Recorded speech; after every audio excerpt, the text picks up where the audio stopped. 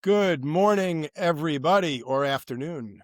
Today I'm joined by Mark Jeffries, a Cincinnati City Council member, former Procter Gamble executive, and entrepreneur bringing a private sector lens to public service. He's been deeply involved in housing policy, equitable growth, and neighborhood level quality of life issues across the city.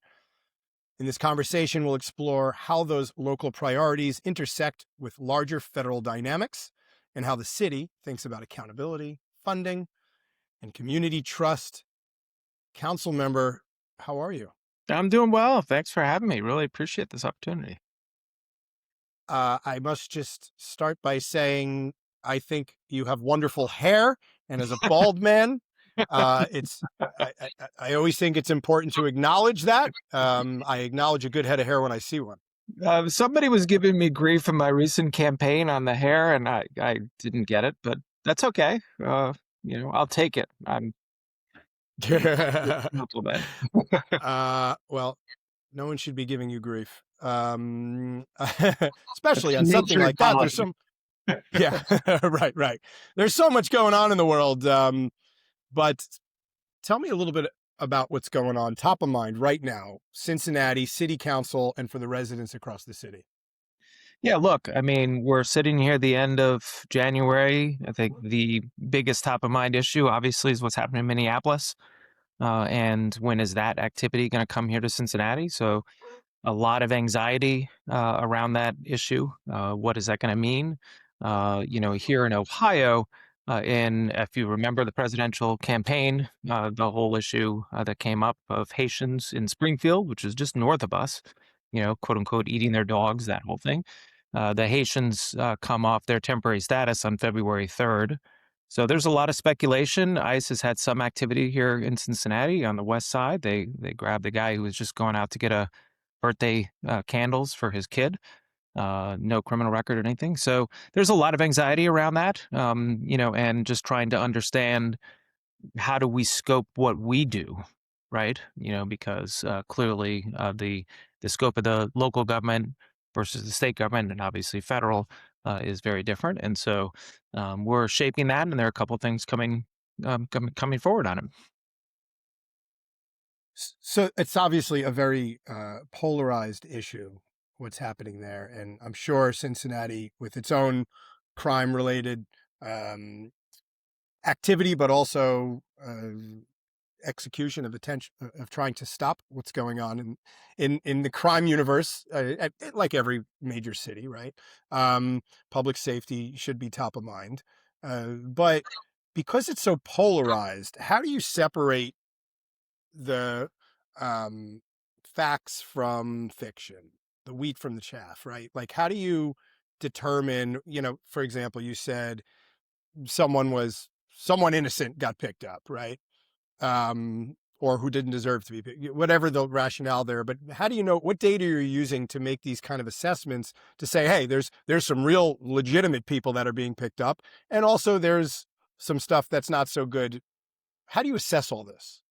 Yeah, I think it begins with engaging all different kinds of stakeholders. I'll give you an example. This weekend, I reached out to the head of our Fraternal Order of Police.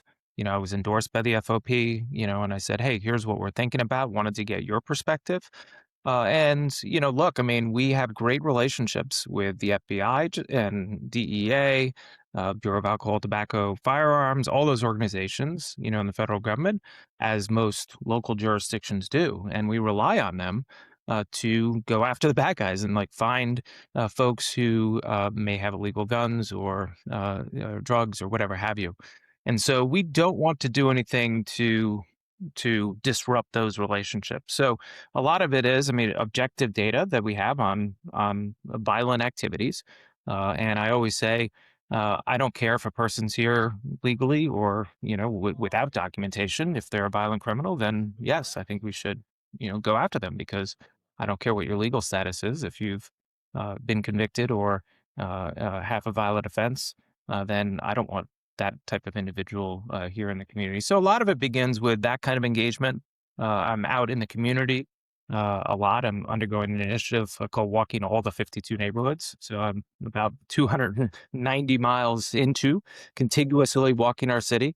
And I think it's just a great way to, organically be in touch with people. I just walk into businesses. I walked into a Guatemalan grocery store the other day, and just understanding some of the issues. There's obviously, in that case, a lot of trepidation of talking to people in government, whatever level, and then walking into different housing projects and meeting people on the street. So, I think that kind of presence, I think, is really important. Just, simply showing up, understanding, how people are feeling, and making a educated guess. Look, I mean, my background, as you know, is with Procter& Gamble, so I approach things very much from a, let me share the data, methodical, and one of the frameworks I always leverage at P&G, sphere of control, influence, and concern. There are a lot of things to be concerned about. There are not as many things that we can influence, but let's try. And mostly, I'm focused on what I can control, and that's the most important part. Yeah. Do you think should Cincinnati be on the list where this becomes a more enforced activity from ICE? Do you feel there are things you would have done differently than how Minneapolis is handling it? How would you be supportive with the administration, or not supportive, but how do you think you would handle it, or you think the city council would handle it, even at a greater breadth there? Yeah, so I mean, we are doing kind of a deep dive in what Minneapolis has done, LA, Chicago, where there's been more activity. Like, what have we learned from there? What I'm doing, in fact, a week from today, I have a meeting with faith leaders here in the city with our police legal team, just to have them ask Q&A. For example, the Jewish community and the Muslim community to often have a detail officer for general safety. What do they do if ICE comes into, the house of worship? What are the rules and regulations? So I think a lot of it is like, let's educate ourselves. We're also going to deploy in the next week a portal where folks can update information on any civil rights violation. But then those can be subsequently prosecuted if need be. And the reality is that federal government obviously preempts so much of this, right? There's only so much as a local community, other than kind of moral authority and that we can do and speak up. But those are important, and I think our citizens, just like any citizens in any city, want that from their elected officials. Yeah. So it sounds like a balanced approach is probably the right answer. It is. I mean, the other piece of it, Evan, is, I mean, we're also we're a very blue city and county, but we're in a red state. So we need to work with our governor, Governor DeWine, who's very sensible. Work with him and other stakeholders, and just stay focused on what's important, which is keeping people safe. I want to keep people safe. It is the most important thing in general in life. You might have great parks, great universities, great schools, everything, but if you don't have safety, then it doesn't matter. So we do need to stay focused on that, which we are, especially with our local police and law enforcement.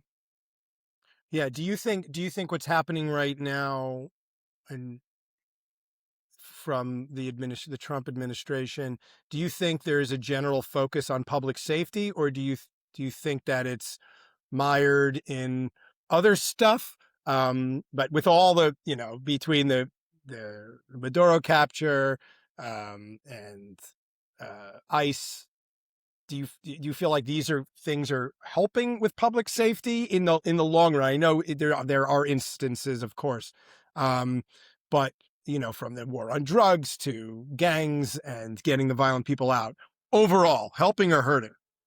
Overall hurting. I mean, look, you look at, there was a study published in the Wall Street Journal last week, not, or it might have been even this week, not exactly a liberal rag, from the Cato Institute, which is, again, not necessarily liberal.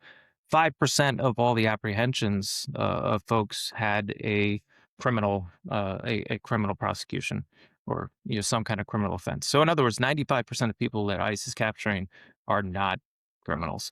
And I think most people in this country were sold, rightfully, of, hey, let's go after the bad guys. Let's get the bad guys out. Great. They're not sold on going after Americans, going after people who, are here and with their families and There has to be a different way and a more humane way. And, so I don't think, on balance, I don't think it's necessarily leading us to a safer place. Interesting. Yeah, the problem that I've had with all this is that it's like numbers like I've heard that number at 5%. I've also heard it at 70% or 50%. It depends on who, and it is interesting. Wall Street Journal is not known to be particularly left, but sometimes I struggle when I'm assessing this. Where are all these data points coming from, and what am I relying on my own judgment to be a critical thinker here? And it's a real challenge sometimes because these stories unfold over time, right? Mhm. It does. You find out new things, new videos come out, new information, and you start to see how narratives are either there's an escalated commitment towards an existing narrative. Um, there are a few that will change their feelings based on, or thoughts and reporting based on new information, which I find to be relatively rare, but very good practice. Um, but how has your experience, 17 years as an executive at Procter and Gamble, um, I think you worked on Gillette, right? Yeah, I ran the Gillette business. Yep. What was fabulous? What was the other one I that you ran ran that was Gillette. big? I was the brand manager on Pampers. Pampers. Yeah, I know about Pampers. I'm and familiar with both brands very forced well. kids used a lot of Pampers. I have such an intimate experience with both of those brands. And I mean, these are brands that have been stories told of the brands for many years of why people have built such trust in these brands, also the quality of the product, of course. But how is your understanding? And watch this segue, it's a good one. But you're based on what I've just said about narrative and the products that you've ran, how does that shape your understanding of political narratives and political marketing, campaign marketing, and the stories that were told, and how that shapes people's reaction of the news and their understanding of reality? Yeah, I mean, what I'd say is like, look, a brand is very similar to a person in a sense. I mean, you either trust it or you don't. Similar to a human relationship, you can lose trust very quickly. I mean, think about Tylenol way back when there was contamination in Tylenol and people lost trust. There are a lot of brands where there's been lost trust. So you have to, as a brand manager or somebody who runs those business, you have to take that very seriously. You're a steward of this brand, and also how can you evolve the story of what it's about? Because brands don't reinvent themselves overnight. I mean, as an example, Old Spice, which is a P&G brand, that did do a pretty major reinvention. I mean, way back when it used to be your grandfather's, splash on aftershave thing. And then they undertook a major reinvention to go after younger men and make it a little more, edgy. And so, look, I mean, I've always thought you apply a lot of the same methodical thinking to, and that's how I've approached it, into problem solving. Problem well defined is a problem half solved. We used to say at P&G. So the more you can define what exactly is the problem, peel the onion, peel the onion, peel the onion. And by the time you've done that, you've solved or at least framed it, pretty well. The other P&G expression I always use, my staff, jokes, is what has to be true. So when you have a problem, it's like very easily any bureaucracy, and P&G is a very big bureaucracy. And then, even, government is obviously bureaucracy. And instead of, oh, well, you can't do this, can't do that. Well, what needs to be true? We would need to add X number of people. We would need to get regulatory approval. Okay, well, how do we do that? How many people? How much money is that? And often when you're dissecting an issue that way, and I've done that methodically on council on various issues, you start really narrowing it down. And rather than, oh, we can't just do that. Any bureaucracy is going to do that. And so I think a lot of that thought process and frameworks, among many others, I think is super helpful in any entity, whether it be private sector or government. Do you feel that that exists right now in the city's council and in the government operations? No, I mean, look, I mean, it's to some extent, I think we're getting there. I mean, when I came on council 4 years ago, we did not have key performance indicators across different departments, and it just blew my mind. Like, what is Yeah. success? Yeah. Tell me What are you what. working for? What are you working Yeah. toward, right? And then Yeah. 3 years ago, before I'll give you a funny example, you'll laugh. Our Department of Public Works, it picks up, the trash and, does the snow and all that kind of stuff. They came back and said, okay, our first KPI, key performance indicator, is how quickly we pick up roadkill. I'm like, roadkill? Like, this is not a Roadkill. major problem. And so it's been an evolution, but the one that last year, I mean, each of the departments had kind of green, yellow, red. Here's what our goals are. Here's where we're doing well. Here's where we need improvement. And I would say the strength of a culture of any organization is when people feel comfortable saying that they're maybe not doing as well, which I think is great because great. Tell me how we can make you successful. What other resources do you need? What else do you need? And that's the strength of a healthy organization, that you Sure. have the ability. You're not living in fear that you're going to be Yeah. fired. And so we've made progress there and continue to push. Yeah. I mean, government has that particular fear very often because people rely on their pensions, um, something that entrepreneurs work for their whole life, so they can get a big return. And very often is in that form in government is work a long time and you'll get your free money Hmm. after. Sure. Um, but very often that creates a risk aversion that I've seen, and it's a challenge to motivate people to do anything interesting without having the whole city approve of it, so they're not going to get in trouble, kind of thing, right? Like, so how do you manage risk, the ability to take these risks, and something that is so important for, like, in business, right? You have to find the where all these little access points and opportunities are. How do you manage that? Yeah, it's so two things on that. One, I come back to one of my bosses who ended up being president of Duracell outside P&G. He used to have this formula, which dissected risk, which is risk equals probability times consequence. Because often people are like, oh, it's too risky. We can't do that. Okay, well, what's the consequence if we do that? If it comes to like human health or something like that, okay, it's pretty high. You don't want people to die or get sick, and then what's the probability? If the consequence is high, then maybe it is very risky. But if the consequence is not very high, then okay, you lean in and you take it. So I've often leveraged that to push people like, okay, really, really, what's the probability something's going to happen bad in this decision? And then what's the consequence?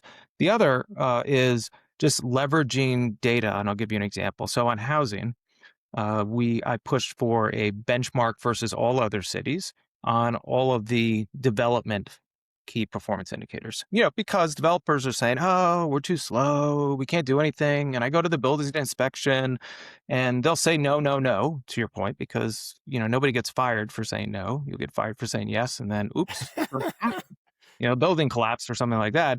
So there's a hesitation. But I have it in my office. You walk into my office, and we've set a big audacious housing goal. We're building about 1,500 units now. We want to build 4,000 a year, and so every month we update that. So where are we? In committee, we say where are we, and then all the key performance indicators we're benchmarking versus other cities. So I say, okay, here's the reality: it does take twice as long to get an inspection, or to get a permit, or whatever have you. And so it's hard to ignore once you have that objective data. Somebody who's approving a inspection or something, it's like, no, we need to hit X number of days because that's all of our peer cities. And our city is no different than any of those. And then you're able to push them a little bit more because, and you need approval from above, approval from council, but then also from the administration, whoever the director is, that if something happens bad, then you got their back. Why do you think housing became so polarized right now? um, oh man, we could probably do a whole podcast on that because I lead our housing and growth committee. Yeah. We did a major zoning, just like a lot of cities, major zoning overhaul. eliminate a lot of minimum in single family units, allowing multifamily. We had a development in a more well off neighborhood called Hyde Park here in Cincinnati, where somebody wanted a variance a little higher. People in the neighborhood, somebody called it, oh, this is going to be Manhattan. I mean, literally, it's 7 stories. Um, and so there's a lot of, I think, anxiety of people of there's a conservatism. I mean, I would say especially in Cincinnati, but elsewhere, of folks that they don't like change, and they don't want to change. And so if you change zoning in particular, then that leads to a different character of the neighborhood. And I would say the biggest thing, Evan, is like if you think about it, what are the two biggest investments of Americans in their future? Their retirement, 401ks, and their house. And so anything that impacts the or perceived value of their house, oh, this is going to change the value of my house because I'm going to have this crappy unit down the street, and therefore my comps are going to be worse. I think people, understandably, are concerned because their future investment is in that house. So I get that, but we're continuing to push. I've got an initiative now, actually, that I just introduced last week to push for what I'm calling a housing where we serve. Where anytime we're adding a rec center, even a firehouse or police station, we're building housing on top of there. It's a brilliant model because the city is already putting in the fixed cost of building the structure in the first floor. And then we're going to have a partnership with another developer to build housing on top. So, look, we've got to go after these kind of creative solutions in order to really tackle this housing crisis, because it is across the country. It is not just here in our locality. Yeah. And I hear the same, actually, the three things you mentioned: resistance to change, financial implications for those who own property, right? And that goes beyond housing, but anything that can influence that, like, Mhm. and that can get into, why are there needles in the park across from the school in my neighborhood, right? That goes, it can go deep on how far you look at the financial implications of someone's property and the character of the city. So, I mean, do you think, and I guess to a degree, in my opinion, all of those are legitimate concerns. Even resistance to change, I suppose, has some legitimacy. You shouldn't be too resistant to change, but people get older and they do it. Right. I Mhm. don't know if there's a way around of someone being comfortable and 70 years old and being like, you're doing what? Right. Like, that's sort of just the nature of getting older. Like, people get more conservative beliefs, maybe not in political beliefs, but people get stuck in Mhm. their ways. Like, that's just like, I don't know. I haven't seen someone age and not get stuck in their ways. Have you? No, no, I completely agree. I mean, that is a large part of it, that, folks just like the way it is. I think they need to understand the implication of not building housing, and that's really the challenge, because our overall costs of housing and rents are skyrocketing. Because I'll give you an example. Here in Cincinnati, for decades, from the 1960s into the early 2000s, we were losing population. Early 2000s, we started. The last couple of years, we added 5,000, or 2 years ago, 5,000. Last 2 years, 5,000 people, which, all right, we're growing. 5,000 people, to the earlier point I made, we've only added per year about 1,500 gross, net of teardowns, a little less than 1,000 units. 1,000 new units of housing, 5,000 new people. It's supply and demand. You're going Yeah. to have rising costs because you have more people going after a limited product. So, Yeah. for people who are older, like you said, they have kids or grandkids, and they want them to live in near them. And Yeah. so, how do you enable that? I legalize accessory dwelling units. That's another great solution. So build out a garage, or a separate a house, like a tiny house, or a basement unit or something. That adds incremental units, but I think we have to convince people or share why growing housing is so important and what the benefit is for them. Yeah. And from my understanding, it's another one of those things that most people agree that housing is a major component to the problem. I haven't heard of anyone say, I don't think housing is very important. I think that it becomes a problem when it's the only solution for a very diverse problem. right? And I think that's where the arguments I've heard. You've made three examples. I think, some of the other around housing is like, um, uh,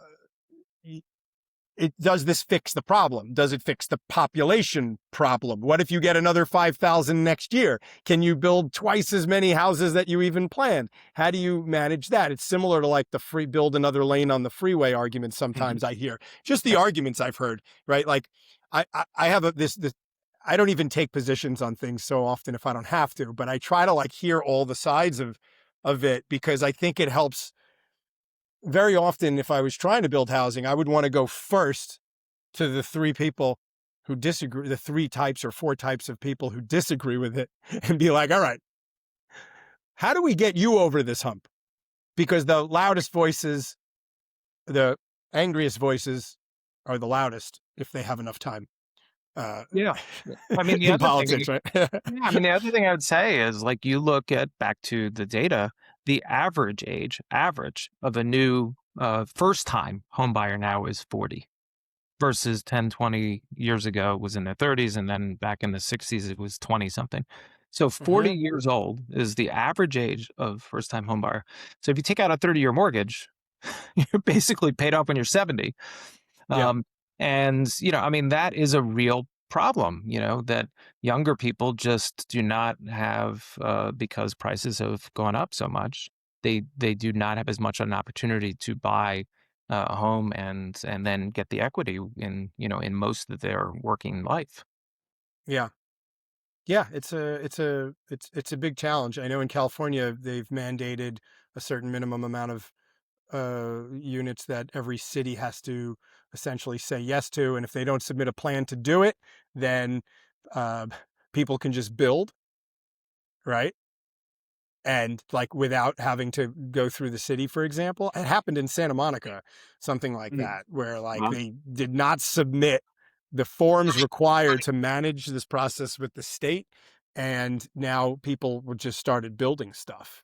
Wow. And talk about character change. And, there was a lot of, some people were thrilled about that, of course. They're like, yes, anything for more housing. And some people were obviously very upset about it.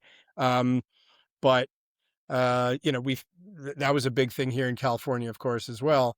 Um, and now with like the Palisade fires, of course, as Mm. you Yeah. know, it becomes an even deeper conversation of, oh boy, how fast can we do things? Mhm. So what's getting in the way for you in terms of speed of moving the housing along? I think, I would say a couple things. There's three. One is what I alluded to in terms of approval time. So we need to be best in class in how we approve. Yeah, so that's very measurable. How were we against every other city? The second is how we engage residents. To your point, so we are a city of 52 neighborhoods. Most of those have a community council, and the developer will go to the community council and say, "Hey, here's the development," and often that takes a year, two plus. I mean, I know this has happened in California, and people are like, "Well, I don't like that. I don't like this." Well, time is money, and and that just adds time. I was talking to one developer who was the buildings inspector was out on maternity leave for like 4 months, so the project took 4 months longer, which is ridiculous.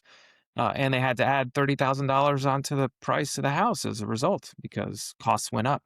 So the second is making sure we have a very predictable for everyone way that we engage with local community. So it should be boilerplate. Hey, you come to the city, you're going to have this type. If it's over X dollars, here's the kind of engagement that you would expect.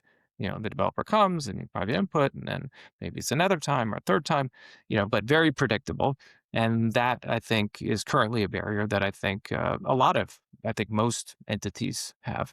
And the third is purely financial. Look, I mean, costs have gone up 45% in construction in the last few years, or even more.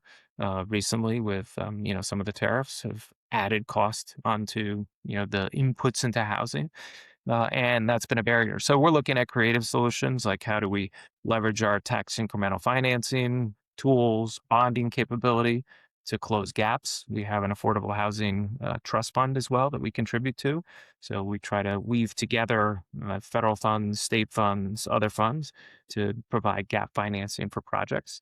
And other tools like tax abatements. Look, I mean, the other thing I'd say, this is a project. There's an iconic building here in Cincinnati called Carew Tower. It's been, if you look at the skyline, it's there. It's been empty for years. We had a developer come in, and he happens to be from New York. And he, without any abatement or anything, the return was 3%. And I made this point on the dais because I looked up my American Express high yield, which is the lowest risk possible, and it was like 4.5%. I'm like, why in the world would a developer invest in a project where he makes 3%, where he could take that money and put it in the lowest risk possible? Forget about S&P or something else. And so, we have to realize that, look, I mean, yes, often developers have kind of this bad, oh, they're just greedy. But I think we do this, what's called but-for analysis, and but for any kind of support, what is their return? And if the return is 3% or 4%, I mean, most of the projects we approve are about 6%, which still is less than what the S&P delivers, Yeah. On average. And so, but we can't. You're living in la la land if you think that somebody's going to come and do a project for 3%, because it's just not going to happen. Yeah, and the S&P is a great benchmark. I mean, I've used that as a benchmark for all sorts of things, even buying a home, right? And like Mhm. the work and time that goes into buying a home. And it's like, all right, well, after all repairs and taxes and insurance now, is it even worth the hassle? Unless I'm going to really love that process of like fixing a roof or whatever, like Totally. is it worth? Does it annualized after all things considered? Yeah. Tax abate, mitigation strategies through real estate. You can write off things. Does it cover my rent? Am I renting it out? All these things at the end of the line. Is this Mm. annualized better than 10, 12, 14%? Yeah. And I don't know Exactly. the answer to that sometimes, especially in California. Like that's a lot trickier, I think. Um, Yeah. No, you but could do probably a net present value. And these days you can go on. I was in a council meeting the other day, and somebody was criticizing an investment we made on we have a dump site that was a garbage dump, 62 acres, that's been vacant for years, and we're going to put a solar farm on top. So somebody said, "Oh, well, this is a bad NPV, net present value, like financial return." I literally went on, have to say in the meeting, like I went on ChatGPT. I'm like, okay, do an NPV, this discount rate, this blah blah, and put it in, and it's like, it's like a couple $1 million. I'm like, okay, that simply is just not true. But so this day and age, you can leverage tools like that for even better, faster decision making, which is pretty amazing. yeah, well, soon we'll all be having sunglasses or even just eyeglasses that will listen Mhm. and give you the information you need in real time. That's coming. Exactly. Yeah, I'm sure. I'm sure it will. You won't even have to look down. And Yeah. then you'll get the brain implant eventually. Everyone will have one of those, and you won't even have to wear anything at all. Yeah. You'll just be a robot. People always people that call people at P&G proctoids, and so I always joke. I'm like, I have my That's chip funny. still in my house. That's really funny. Um, is the city bracing or managing anything um, as it relates to AI policy or this is something that's moving so fast. My prediction is that if policy doesn't catch, you can't be voting on things once a year. Cities can vote on things a lot more often, but the state can't usually, and the feds can't, right? Like these are things that take a long time, but cities can. Um, AI policy. What's your position on this as it relates to Cincinnati? Yeah, I would say we're not moving fast enough. I mean, I've said that. We are, quote unquote, developing a policy. Our administration is. Um, but I think the real opportunity is just to deliver better. I mean, sure, some companies, obviously, you read the Wall Street Journal. I read this morning, Amazon laying people off. I mean, people are laying people off, and obviously, there is opportunity for savings over time of that. Um, but I think the real opportunity for AI in government is just to deliver better services. As an example, how do we optimize our routes for snow fleet or, for garbage trucks where, we're reducing cost? How do we optimize when our lights are on or off or in, buildings, and therefore we're reducing, energy costs? So I think that's where I think we should focus, because I think we need to understand use cases, and take it from there. Like, what are the use cases that make sense? We have, I mean, I've been engaged with a lot of forums. I'm part of this group, New Deal Democrats in DC, which are kind of center left. So back in May, I was picked as like one of 19 rising Democrats in the country, and we go to these different forums. And we have these forums on AI.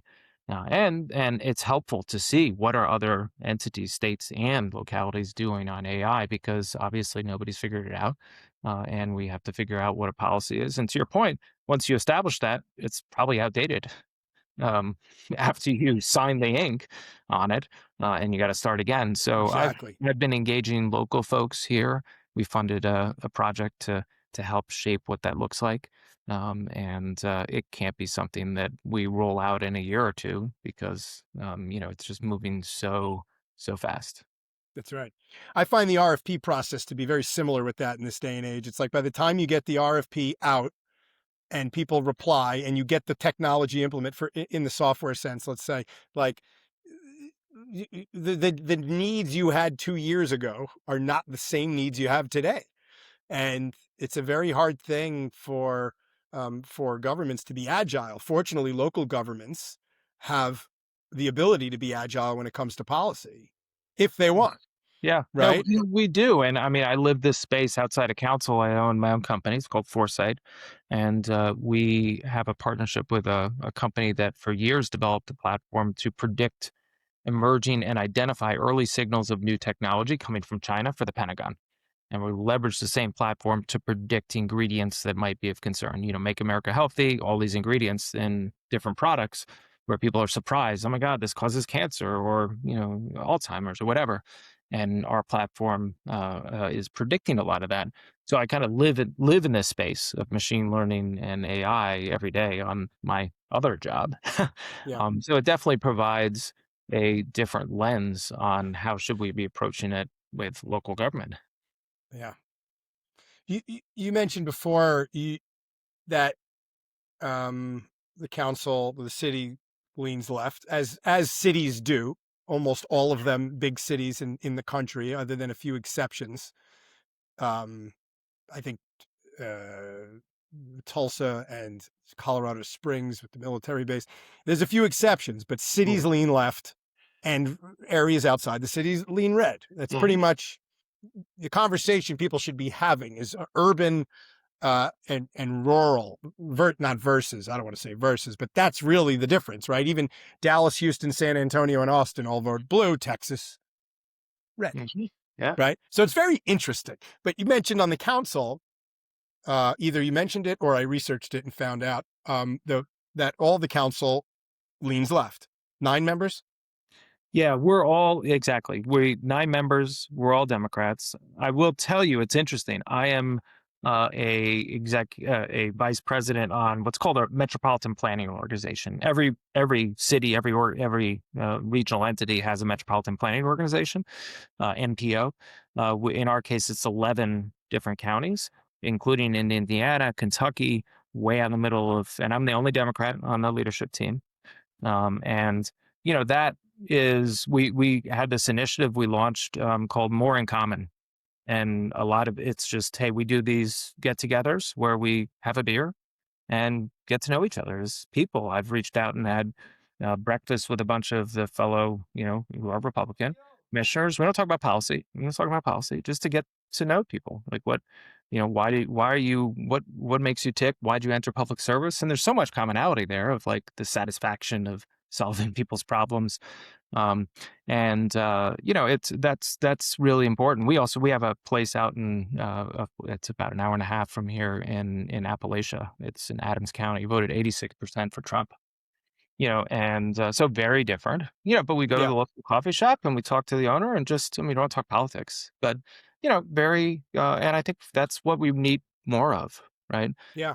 Is just at a human level, getting to reminding ourselves that we have very similar aspirations of making sure that our family does well and loving our family and contributing to our community in whatever Yeah. way. We just have different ways of getting there. And so, yes, answer your question, the city is very much, but as you go out, and I've had more opportunity to interact with folks out, and I think that's important, and we find commonalities. I mean, in the case in northern Kentucky, which is right over the river, because you think about Ohio, you've got the Ohio River. You have three judge executives who are Republican and we're working on things like, building bus rapid transit to the airport, which is in Kentucky, other public, so where can we find commonalities on policy that benefit the region, especially in transportation? I think that's a common bipartisan issue. And so I think, those have been real opportunities to build bridges, which I think is important. You just have to do it little by little. And if everybody did level, then, you would have, it would aggregate to something hopefully bigger. Yeah. Well, I think that's I agree. That's the right mentality whether you lean left or right, it's acknowledging that it, everyone wants the same thing. I won't say everyone. Let's say most people Hmm. really do, other than the extremes that are dominating the social media algorithms. And unfortunately, these narratives end up living in people's heads, whether subtly or in an extreme sense. They live there, and then they cast all of the other group to be evil, Democrats, Republicans, whatever. And it's parasitic, and it's pathological. It's just I, I I'm wondering how, given that, and say the city is 9 members lean left, the state is red. Let's assume I'm going to assume most people in the city council are trying to do what you've just said, which is build bridges regardless of your leaning, right? I find Ohio to be it feels very moderate in general. Hmm. Ohio, like it Yes, just totally. everyone I meet from Ohio, I really like. I won't say Hmm. everyone again. I don't want to say that, but great state. How do you make sure um, that, I mean, I see what you're doing, like the way that you're speaking about it is wonderful. Is there something that could be done at a larger level to ensure there's healthy debate, balance, accountability in these conversations, so that people don't just do it to dominate algorithms or try to get one up on another person? How can the meetings be conducted to allow for this type of very, I'll call it warm, logical, and bridge building type of attitude? Yeah, I mean, the real challenge, as we all know, is the incentive structure is by and large not there, right? Because you think about, for example, on Capitol Hill. Like when I came out of undergrad and went to the University of Chicago, I worked on Capitol Hill for a few years. At that time, the committees to be on were appropriations, ways and means, the money committees, bring money Yeah, back to your district. Now, the committees to be on are what they call the TV committees, oversight, judiciary, where people can get a viral moment and they can send it out right. and fundraise. And so I think the answer to your question is, in a sense, I think we have to keep it off of social media, because the moment people, they only see a half of a soundbite, and then they latch onto that, and and then it spirals.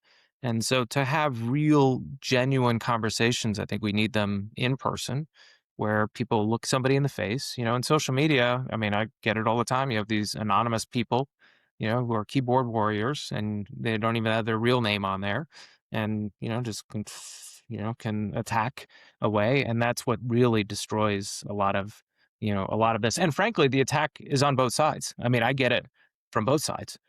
People are alleging I'm collaborating with ICE on the left, and and we're Jewish. The other thing is like, oh, I'm a genocide lover, because of Gaza. I haven't condemned it enough or something. So you get it on both Yeah, sides. right. It's not a only one side. I mean, I do think both sides in the online space. So I think the answer to your question is, I think we have to take them offline. The things like I mentioned, this more in common things where you starts at the leader level. How can we as leaders get together and know each other a little bit more? And then through that, Hopefully that brings the temperature down, and we can disagree without being disrespectful, and just show some respect, some politics of respect. Which is, imagine that. Imagine that. Yeah. Well said. And I definitely appreciate that. That is what this podcast is all about, trying to make that happen and showcase, folks like yourself who identify with, say, left leaning, but still believe in um, that we can come together, which is the most important thing, and public Mhm. safety. you know, so Yeah. uh, yeah. So last last question for today. What do you want to see from, and we'll call it's a wide sweeping question, but whether from the federal government or from people, what do you want to see in terms of this productive collaboration that will help Cincinnati over the next years, say 5 to 10 years, or whatever timeline you think? But how is it, what can be done there in that productive collaboration to help grow and impact Cincinnati's well-being? Yeah, I mean, I think it is collaboration, with our partners. I think it's focused on the end state of real impact. What are things going to really impact people's lives? Back to public safety. How do we make sure is this truly making people safer? Um, Issues of, it's an overused word now, but affordability. Whether it's housing, as we talked, another issue I'm tackling is childcare. We have a huge childcare crisis. So, trying to introduce, making our rec centers able to use childcare as facilities, allow churches by right to have a childcare facility. So we need creative solutions on cost issues. How do we bring down cost? Energy costs is a huge one for folks, especially with data centers, right? Energy costs are rising for people. I think if we focus it back to how can we meaningfully improve people's lives, and what does that look like? Which is not in my mind culture wars and all all those things. Like, that's a distraction. Let's focus on how do we meaningfully improve people's lives, and with that, we need partners. I always say, we all succeed through the help of others. I grew up janitor, laborer in poverty, and then eventually went on to business school and undergrad. And I did it through help of so many people. I called it the trifecta of support: family, community, and yes, the government at times. And we need that collaboration. We all need help, whether it is from family or other community members.